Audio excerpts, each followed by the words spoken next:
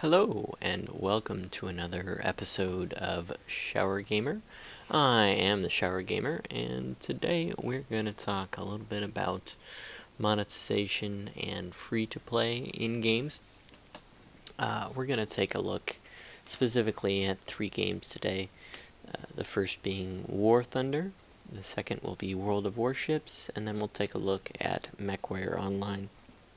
Now, you haven't seen any War Thunder on my channel yet, and you may not. I used to play it quite a bit for a few years actually. I played it both the Planes Arena in it and the Tank Arena.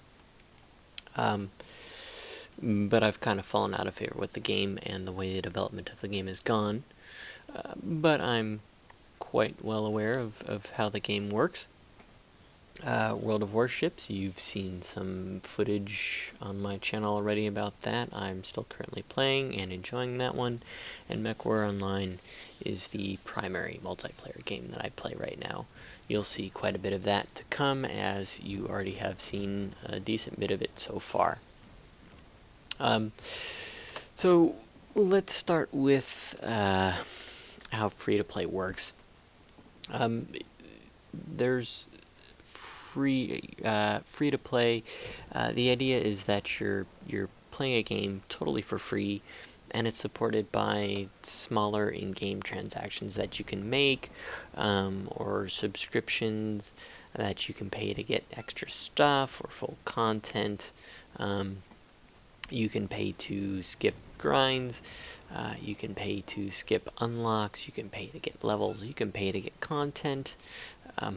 But the draw of the game is that it's for free.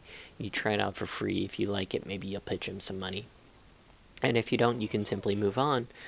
And it's definitely the way the industry has been moving for the past 8 years or so, and especially in earnest in the last 5 or 6 years. A lot of games and a lot of companies are trying to either come out with their own free-to-play game, or I've seen a lot of old games transition to free-to-play. So it's a thing. It's here to stay, and there are a lot of pluses and minuses to it. One of the biggest problems with it is maintaining a balance. This is called pay to win, and basically there are balancing issues you have to deal with as a developer of these games.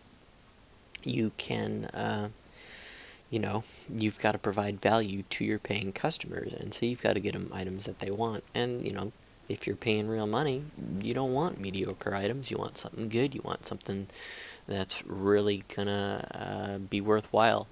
And so there's a big fear out there, especially in new games, where players are worried about the items being play to win.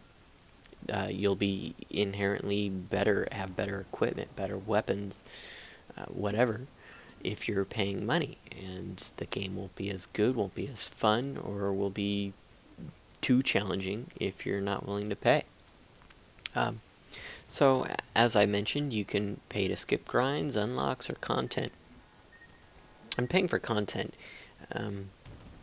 is probably the shakiest one there. The most analogous of that one would be paying for DLC of games.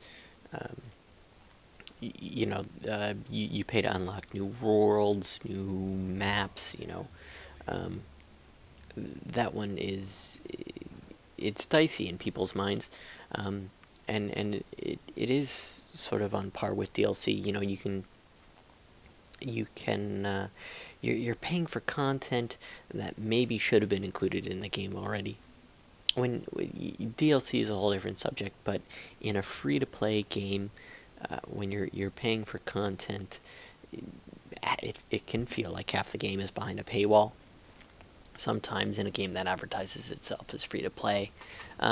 So a lot of players take exception with that, but not all, and it's got its place, if it's done right and done well. So it's not a huge issue depending on what your content is, but it's certainly something to be aware of. The way I play free to play deals mainly with the system called whales. The idea is that 90% of your revenue comes from 10% of your player base. These are people that spend hundreds or thousands of dollars on free-to-play games. It's particularly notorious in the mobile space, but happens a lot in the PC space or console space as well. Um, but I, I think some games are more uh, guilty of that than others. I fall somewhere in the middle. I'm not a whale, but if I enjoy a game, I'm not opposed, and I actually encourage you to pay a little bit for the game. You know, whether that's $5 or $10, or $40 or $60, the cost of a AAA title. Um, that's kind of how I judge what I pay. If you know, I get 50, 60 hours out of a game, or hell, even 20 hours out of a game, I'll pay $60 for, a AAA title. So, what's the difference on a free-to-play game if I truly enjoy it, and especially if I'm getting that kind of hours out of it? A Call of Duty game will last you 12 hours in the single player, and I've gotten far more out of my free-to-play games. Um, so let's start with War Thunder. Um, they have a very grindy progression system. The basis is that you're unlocking planes, and this goes the same for tanks, but I'm far more familiar with planes, and I played those for way longer than the tank section.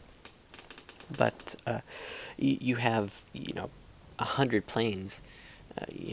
Let's say there's actually probably more. There's probably 30, 40 planes per country. There are 4 countries, and you unlock planes by playing previous planes. What I like about War Thunder is that you can unlock any tier of plane, any column of plane, with any plane that you want. Now, planes are more efficient at unlocking planes in their line or directly above them, or within a certain spacing of them. But it's not, you're not locked into playing one plane. If you unlock the plane to get to the next one, you hate it, you don't have to play it anymore. You play the one before it, or the one after it, or the one to the side of it. I love that system. It's great to be able to play all your planes, not have to worry about, do you have enough spaces for your planes. You get to keep all of them as you unlock them. You don't have to worry about space, which is a big problem in our other 2 games. But in War Thunder, you're paying for 2 things: premium content, premium planes, which are of varying degrees of usefulness. You do get bonuses on those planes, and then the big thing is that you're paying to skip the grind. War Thunder is an extremely grindy game, especially once you get past the first tier or 2 out of 5. It takes literally a full year of playing, um, even with premium, to get to your tier 5 jets in the game. So you're paying to skip that grind, and the grind is quite intense. Um, One of the reasons I lost interest in it is it just gets so hard to climb the rankings, especially if you're a mediocre player like I am. I'm average at best, so you start losing money in the upper tiers of the game, and then you're left struggling to make money just to play the game. Forget about buying the next planes, and you're grinding both experience at that point and money to buy your planes and unlocks. So there's a double grind there. Uh, World of Warships is a little different. If you've played a wargaming game, it's going to feel very familiar to you, like World of Tanks.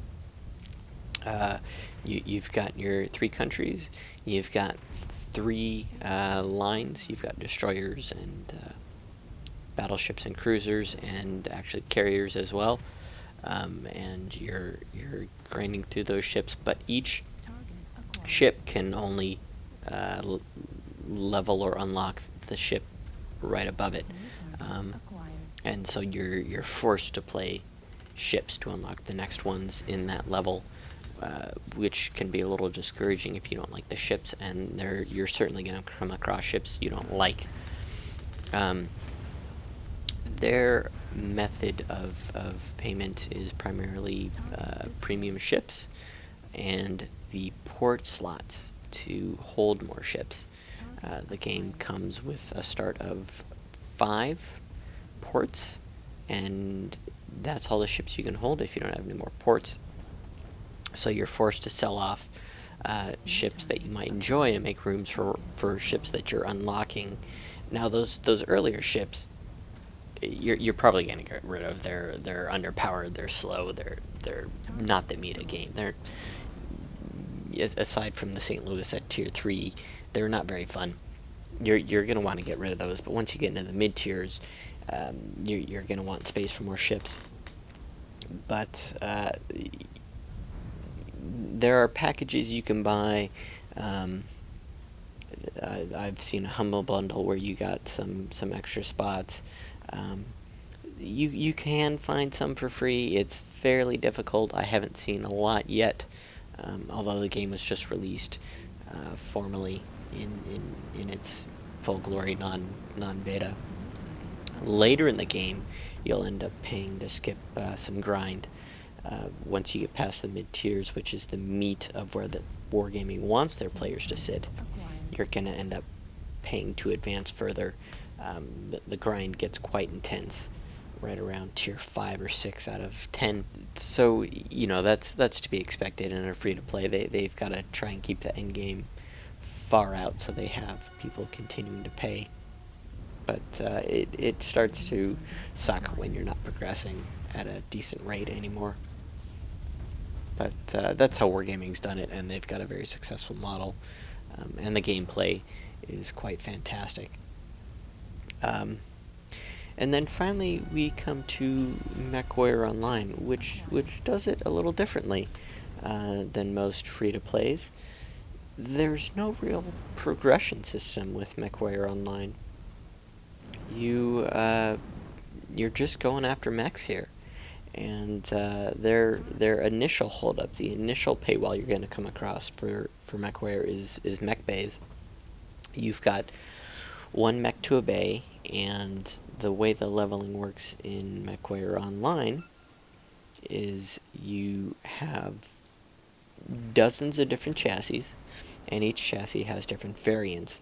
In Mechwarrior Online, you need to unlock basic skills on 3 variants of the same chassis in order to level up to the elite level of skills, and then you finally master a chassis.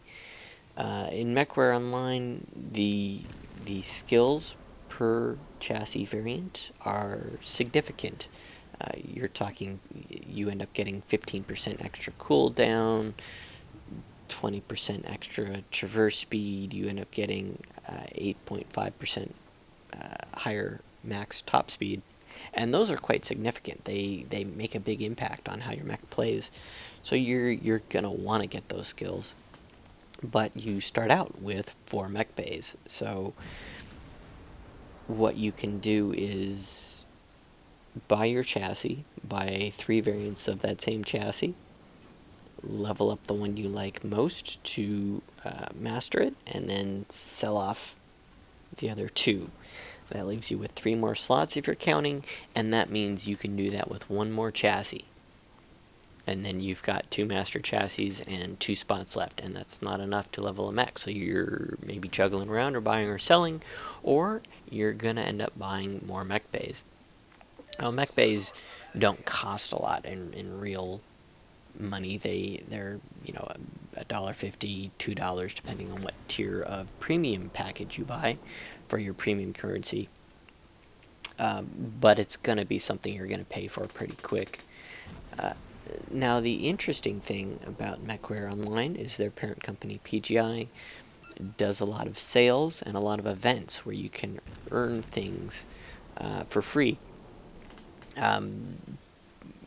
Once every couple months, they'll do an event where you can earn either mech bays outright or small amounts of premium currency, which you can then use to buy mech bays. Additionally, they also do sales on mech bays fairly regularly, where you can get mech bays for half off.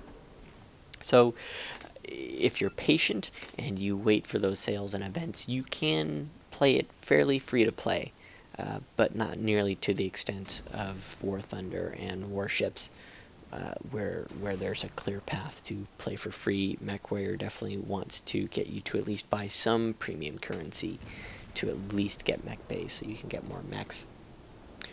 So in Mechwarrior Online, then, what you're paying for is to skip the grind, of course, which isn't terrible. I do most of my Mechwarrior Online gaming without premium time running, so the grind's not terrible, really, unless you really don't like your mech and you need it for some reason. What you're paying for in Mechwarrior is mechs. That's far and away PGI's source of income, is paying for mechs. And to be honest, in Mechwarrior Online, as opposed to the other two games we've talked about, Mechwarrior Online, mechs are really the content. The gameplay is fine on its own. It's a good game. The gameplay is solid.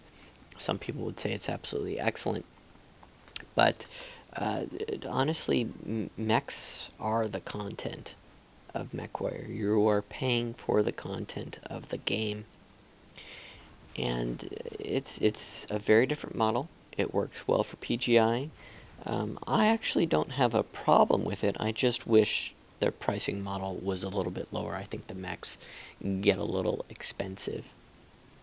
If you're buying a single mech at a time with just the premium currency of the game called MC, which stands for Mechwarrior credits, you can end up paying $30 or $35 for one mech, which for something you need 3 of to level up the chassis, that's a decent bit of money.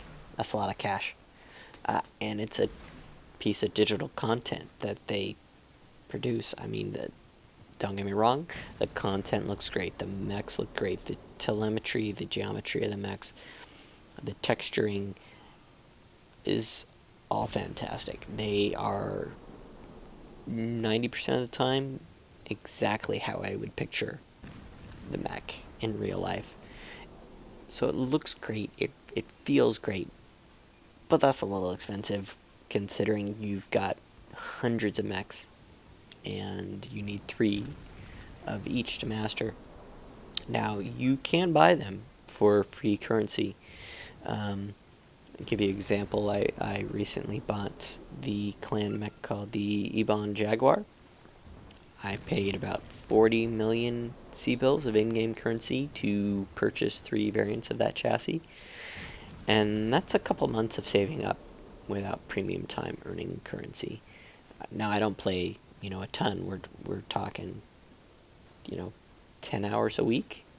That's a lot for some people. I'm not married. I don't have kids, so I don't have those time constraints. But if you've only got time to play an hour a day, you're going to be spending a long time to buy your mechs for free. Now, compare that to buying mechs for real cash. When the mech packs first came out, you're looking at 8 clan mechs for $240. Now I got you 8 mechs. It got you 3 variants of each mech, so you're paying $30 for 3 variants of a mech, and the final cost comes out to $10 a mech plus some pre-order bonuses and stuff. That's a much more reasonable level of payment for a mech. That's what I'd like to see stuff looking at on a regular basis. Like I said, PGI does offer some discounts and sales on mechs throughout the year, but you're paying to skip a lot of time. Let me explain what I mean there. When the first clan pack was announced, it was announced in February. That was available only for cash pre-orders. Now, they weren't available to purchase with in-game premium currency until August 4th. And then for free in-game currency, C-bills, they're available for purchase a month later on September 1st. So you're looking at 7 months of time between when you can buy them with cash and when you can buy them with free in-game currency. So you're paying to play the mech exclusively, essentially. And that's a long time of paying for it exclusively. Now, if you're just getting into the game, you've got dozens and dozens of mechs that you can buy for in-game currency. There are packages that reduce the cost of the mech. But if you're buying these mechs as they come out or trying to get them as they come out, you're really looking at a large investment. I've spent a little over $400 in 3 years playing the game, and I have not purchased every package. If I had purchased every package, I probably could have spent over $1,200. Now, in 3 years, that works out to about $12 a month or so, which is about what you pay for a subscription MMO. And the amount that I play Mechwarrior Online, I'm fine with that. But it would turn away a lot of people. I can understand and see how that would drive away a lot of customers. And it's a fairly niche game to begin with, so you're left with not a lot of choices there for your Mechwarrior nostalgia. And they do charge you for it. They've got a good model going for themselves, but I do wonder about the long-term sustainability of the game. However, I enjoy it quite a bit. So we're looking at about the 20-minute mark or so here, so I'm going to wrap things up. Let me know what you think. What free-to-play games do you play? How do you feel about their monetization models? What do you like? What don't you like? What would you like to see? Let me know on Twitter in the comments below. Shoot me a video message, personal message, direct message, whatever you want. Let me know what you think. Let me know what you want to see in this series and what you think about free-to-play games and how they're monetized. Speaking is hard. That's all for now, and remember to keep it fresh.